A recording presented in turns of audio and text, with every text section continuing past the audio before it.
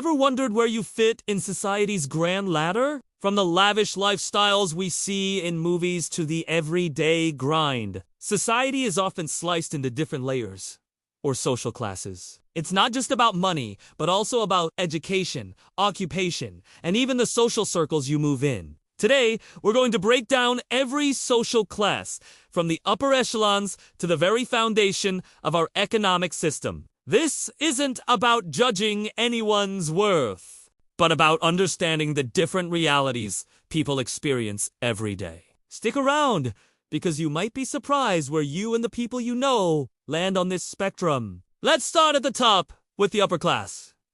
Think of this group as the 1% you often hear about. They make up a tiny fraction of the population but hold a massive amount of wealth.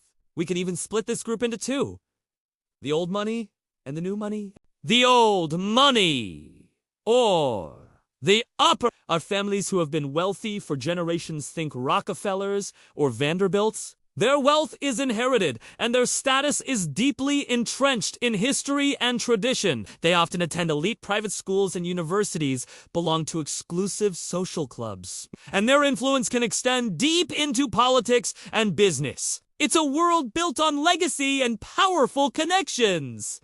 Then you have the new money, or the lower uppers. These are the self-made millionaires and billionaires. Think tech entrepreneurs, top athletes, or entertainment superstars. They've earned their fortunes within their own lifetime. While they have incredible wealth, they might not have the same historical prestige or social standing as the old money families. Sometimes, there's even a bit of a culture clash, with the old money seeing the new money as flashy or lacking refinement. But make no mistake, their economic power is immense, and they are the modern architects of industry and innovation. For both groups, life is characterized by financial security, influence, and a level of freedom most people can only dream of. Moving down a step, we find the middle class, but this is where things get a bit more complex. It's a huge and diverse group. So sociologists often divide it into the upper middle class and the lower middle class.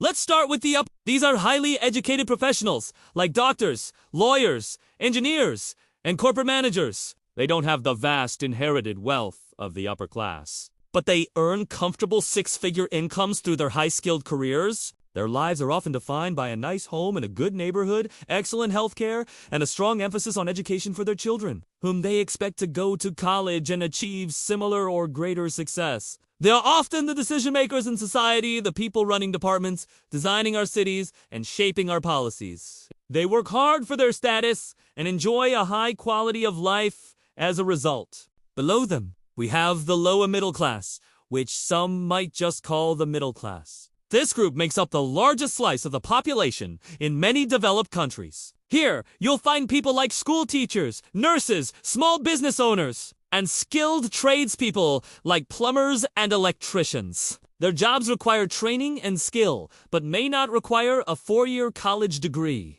They typically earn a decent, stable income that allows them to own a home, take vacations, and save for the future. But they often live paycheck to paycheck. They feel the squeeze of rising costs for things like housing, healthcare, and education. This class is often seen as the backbone of the country, family-oriented, and holding a strong belief in the American dream, even if it feels a bit out of reach at times. They value security and stability above all else. Next on our journey down the social ladder is the working class. Historically, this group was associated with manual labor in factories and industries, the classic blue-collar worker. Today, the working class is much more diverse. It includes clerical workers, retail associates, food service employees, and construction workers. Their jobs are often physically demanding or highly routine, with less autonomy than middle-class professions. Pay is typically hourly, and incomes are more modest, making it difficult to build savings. Many working-class families rent their homes and may not have access to benefits like paid sick leave or comprehensive health insurance. A car breaking down or an unexpected medical bill can be a major financial crisis. Despite these challenges, the working class is incredibly resilient and essential. They are the people who keep our stores open, our food delivered, and our cities running day in and day out. Finally, we arrive at the lower class.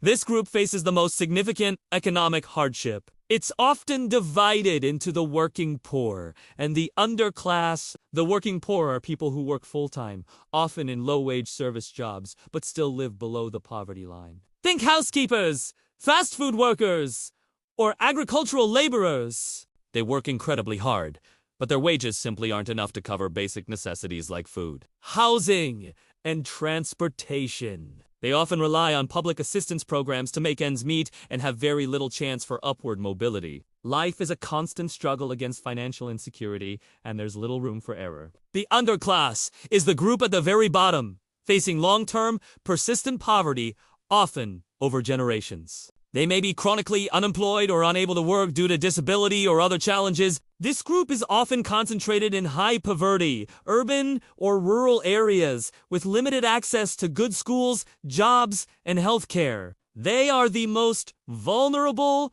population, facing significant social and economic barriers that are incredibly difficult to overcome. It's important to remember that this isn't a result of personal failing, but often a cycle of systemic disadvantages that trap families in poverty. So why does all this matter? Understanding social class helps us see the world more clearly. It reveals the invisible structures that shape our opportunities, our health, our lifestyles, and even our beliefs. It shows us that while individual effort is important, it's not the only factor that determines where we end up. The starting line isn't the same for everyone. Recognizing these different realities is the first step toward creating a more fair and equitable society, where everyone has a genuine chance to succeed, no matter where they start. What are your thoughts on this? Do these categories resonate with your own experience? Let me know in the comments below. Thanks so much for watching and exploring this complex topic with me. If you found this video insightful, please give it a thumbs up and consider subscribing to the channel for more deep dives into how our world works. Hit that notification bell so you don't miss our next video. Stay curious, and I'll see you in the next one.